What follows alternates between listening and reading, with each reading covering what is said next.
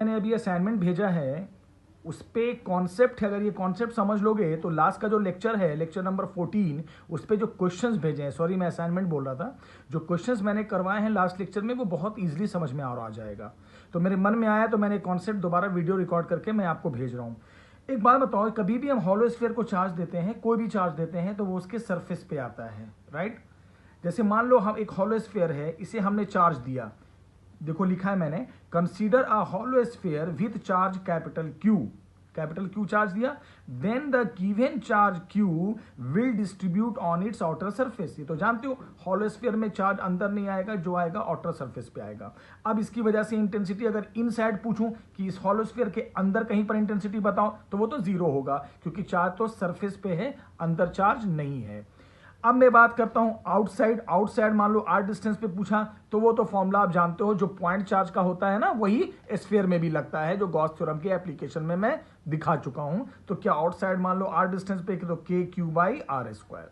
अब बच्चे क्या सोचते हैं कि सर चार्ज तो सरफेस पे आ रहा है और डिस्टेंस आप सेंटर से ले रहे हो, ये भी ध्यान रखना, चार्ज तो सरफेस पे आएगा हॉलो स्फीयर पे, लेकिन डिस्टेंस हमेशा सेंटर से लिया जाता है, डिस्टेंस सरफेस से नहीं लिया जाता।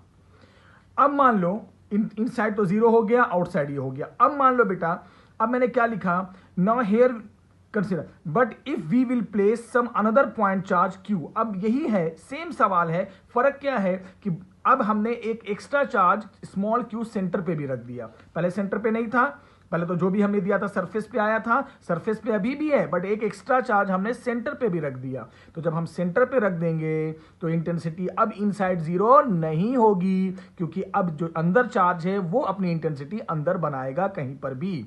तो मान लो आर डिस्टेंस पे बताना है, तो क्यू पॉइंट की वजह से आर डिस्टेंस पे के क्यू बाई आर स्क्वायर। पहले अंदर जीरो क्यू थी, चार्ज जो भी आता है हॉलो स्फीयर के सरफेस पे आता है, अंदर कोई चार्ज था ही नहीं, इसलिए इंटेंसिटी जीरो हो गई।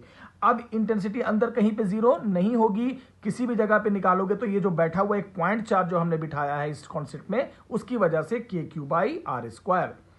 अब मान लो बाहर पूछे, तो बाहर क्या होगा, इस चार्ज की वजह से तो होगा ही होगा, जो बैठा हुआ पॉइंट चार्ज है के क्यू बाई आर स्क्वायर, और हॉलो स्फीयर है उसका भी अपना सरफेस अपना चार्ज है, तो उसकी वजह से आर डिस्टेंस पे जो होगा वही के क्यू बाई आर स्क्वायर।